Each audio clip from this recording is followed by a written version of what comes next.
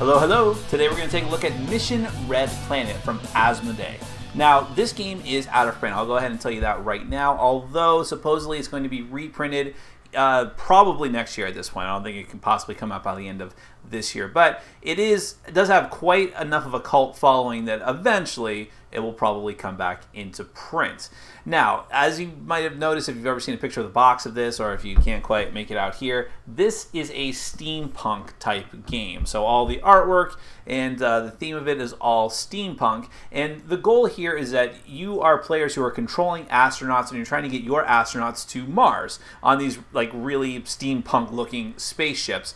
And at that point, it becomes an area control game. You have your little aspirin-sized discs representing astronauts all over the planet. You're trying to move them around to advantageous positions so that you have control of the different areas and sections of Mars in order to gain the resources that are there, trying to earn bonus points for some of the bonus cards that you have, and dealing with the other event cards that are out on the board as well.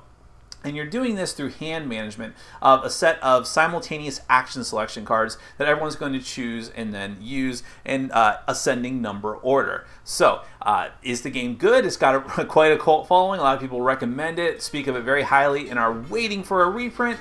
Well, let's go ahead and do a brief overview of the game. Then we're going to come back. I'll give you my final opinion.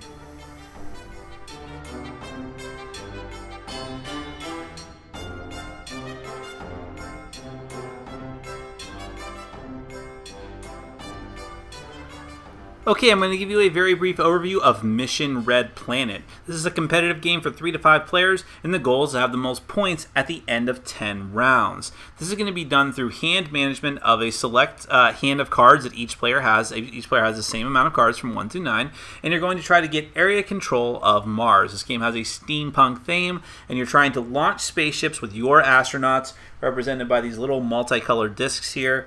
Try to get those astronauts onto Mars and take control of each of these individual sectors. If you can do that, you're going to get these resource tokens, which are going, or gain control of these square resource tokens, which are going to give you these circle resource tokens, which will count for points at the end of the game. So this is the main setup. You have Mars here. Everything's kind of compact here, by the way. I should have some more space here, but just for the purposes of this review, just kind of use your imagination. So this is the board of Mars. Lay this out. This is the launch pad. You have the round tracker down here, and you're going to have this stack of spaceships that you're going to randomly distribute out at the top on the launch pad at the beginning of the game, and randomly put a you'll have a number of spaceships equal to the number of players. Then you're going to randomly put one of their astronaut discs on each of these spaceships to start off. Now, there's 2 types of spaceships in the game.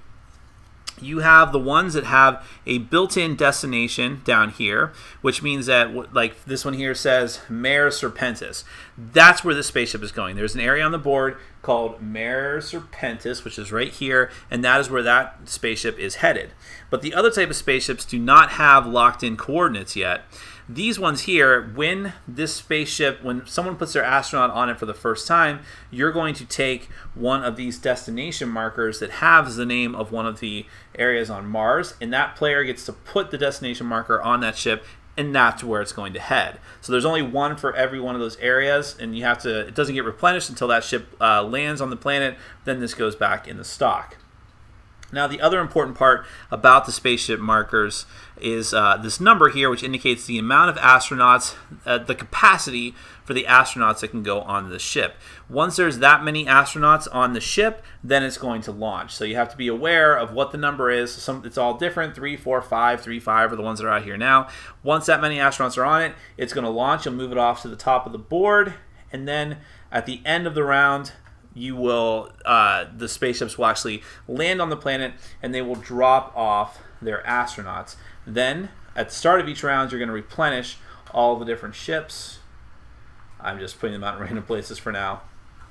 Replenish all of the ships and continue with the rounds. Now, how are you actually going to put astronauts out on the following after the initial setup? Well, that's all going to be done through the card play of the game. Each player has a deck of cards from 1 to 9. All these, they're the different character cards, and they're all the same for every player, but everyone chooses one of them to play, puts it face down, and then whoever is the start player, whoever placed the first astronaut at the start of the game, is going to declare a number starting from 1 going through 9. Whoever has played that particular card character is going to reveal themselves and take their actions. So the starting player will say, okay, who's got 1, who's got 2, who's got 3, and so on. If multiple players have the same card and flip them over at the same time, then you're going to go in clockwise order from the start player. So let's go through what each of these are and what they do. The Recruiter, the number 1 card. You get to place, by the way, the text is very tiny on these cards. You get to place 1 astronaut on a spaceship, and you regain the use of all of your character cards. Because once you use a character card, you don't get to use it again in subsequent rounds until you use the Recruiter. You just put it off to the side. You have the Explorer. You can place 1 astronaut on a spaceship, and you can move up to 3 astronauts of your own color on Mars. So if you were blue, you can move, or let's just, for the sake of imagination, you can move your different astronauts around.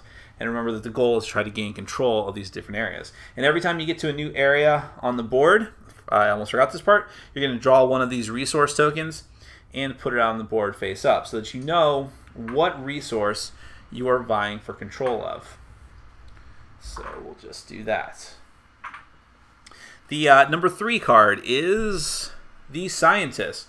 You place a total of 2 astronauts on one or 2 spaceships, and you either pick up an event card or you look at a discovery card already in play. Now, what does that mean? Well, event and discovery cards, you're actually going to start off with one of these at the beginning of the game, but there's 2 types of cards in the event deck. Now, one of them are bonus points cards. These are, you gain these, keep them secret. At the end of the game, you may get the amount of points indicated if you meet the condition. So this one is based off of resources. So at the end of the game, you receive 6 points if you have the most Solarium, but you get nothing in case of a tie. Some of them are based off of the areas on the map. And in this one, you're actually looking in the picture for the red areas. So this one says, secret mission at the end of the game, receive 8 bonus points if you have at least 1 astronaut in each one of the indicated areas of Mars. Now, the other type of card in the deck are the discovery cards, which are the yellow ones here.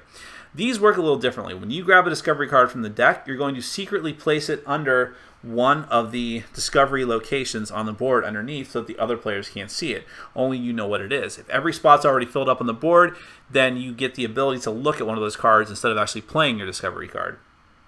But this one says Lycans. At the end of the game, all players with at least 1 astronaut in the zone receive 6 bonus points. Oops, I'm sorry, bring that in focus. So that's Lycans. All players receive 6 bonus points if they have an astronaut in that area. Some of them do nothing, like a pretty rock, no effect. Some of them are like Mission Incident. This zone cannot give any score tokens. Do not place any score tokens in this zone after the 10th turn. Any score tokens left in this zone must be discarded. So some of them can be very bad as well. But that's what the number 3 card can let you do, is grab one of those cards, look at one of them, and so on. The number 4 card is the Secret Agent. The Secret Agent says that you can place 2 astronauts on 2 different spaceships and force the launch of 1 incomplete spaceship, a spaceship that does not have its limit of astronauts yet. The Saboteur can place 1 astronaut on a spaceship and can destroy a spaceship that still has not launched yet. All astronauts on board are removed from play and put in the Lost in Space Memorial. The Femme Fatale, place 1 astronaut on a spaceship and replace another player's astronaut on a spaceship in the air or on the ground, or a zone on Mars with another one of your astronauts. Almost there. You have the Travel Agent, place 3 astronauts on the same spaceship. If there is not a single spaceship with at least 3 open spots when your turn starts, you must skip your turn. The Soldier, you can place 2 astronauts on the same spaceship.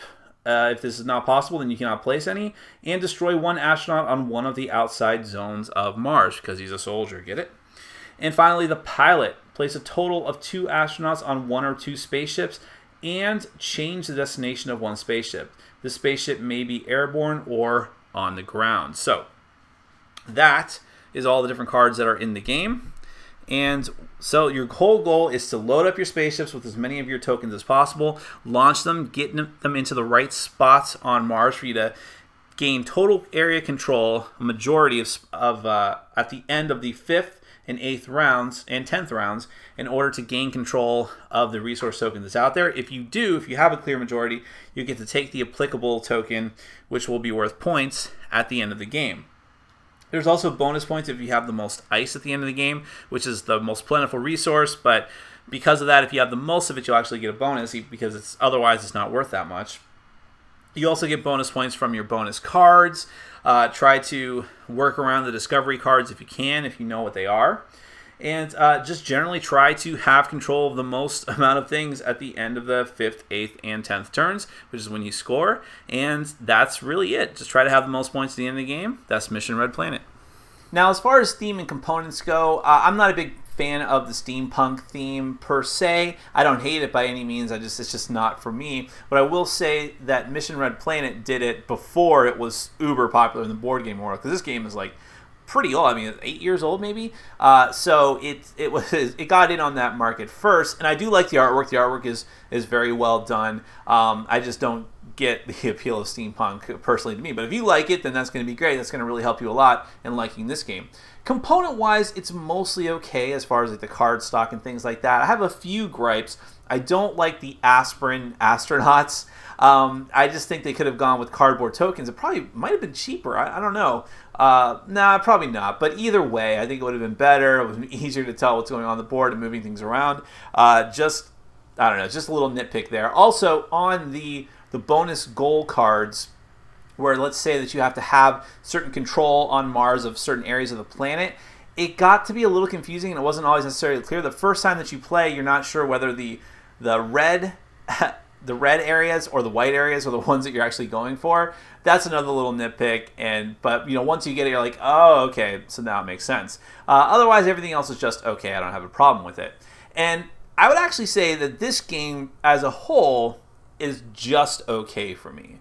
If you've heard of this game, if you don't own a copy yourself, you're like, oh, this is that out-of-print game that everyone always talks about, and I've heard really, really great things about it. Well, I don't really know how that came to be. I think that certain broadcasters really talked this game up a lot, but the fact is, I think there was a reason why it went out of print, and that is that the game is just okay. It's not anything that fantastic. It's got some interesting mechanics. I like the idea of the simultaneous action selection, but then again, I've seen that in a lot of games. Maybe this was one of the pioneers of that. I don't think so, but I've seen it done better in my opinion. As far as the area control, that can be interesting, but it can also be very chaotic. I mean, you can do your best, work really hard, and just find right near the end of the round that someone switches your astronauts around with like the Femme Fatale card or one of the cards that you have. You can just work really hard and find out that someone blows up one of your ships that you're putting a lot of astronauts onto. These sort of things just happen. And yeah, you always have to deal with some sort of random nastiness in a lot of the games, especially a lot of the games that I like to play. But in this one, it seems for the amount of work and effort and time you have to put in, it can be really frustrating. In this game, even though it's supposed to be somewhat on the shorter side, can be a little bit long because people can be prone to some AP when they're choosing their card that they have to go for and deciding how they're going to move around on Mars. So those kind of things there make me think that it's been done better. Those mechanics have been done better by other games. I do like the fact that they included the bonus cards that I mentioned earlier, trying to go for different goals. Because if it was just purely, each area has one specific set of point value and you're just vying for control of those. Or, this is one of the reasons why I like Small World, where Small World is kind of an area control game, but you have all these different powers that you have that can influence how many points you actually get. In this one, you have the random distribution of resources, the resource tiles, and you have the bonus point cards for having, astronauts control over certain areas, or just having a certain amount of astronauts in certain spots. I like that aspect of it. That's the kind of randomness that I do like. So, but it's kind of weird, I've played this game a few times and I've never been able to verbalize something that's just so astoundingly fantastic about it that I think that so many people are so fascinated by this game. It's very light. It's there is strategy there, but it's not anything really interesting or brain burning. It's just, I don't know. It's not a great game for me personally. It is going to be reprinted soon, so me personally, my recommendation to you is definitely try it. If you don't want to wait for a reprint, but you still want to play the game, just try it somehow. Maybe someone in your gaming group has it, maybe a gaming store that you frequent has it. Don't spend, any kind of ridiculous amount of money on an out-of-print copy, because you can wait if you really want it that bad. And I don't think it's so fantastic that you need to be hunting it down. That's Mission Red Planet, the original edition from Asmodee.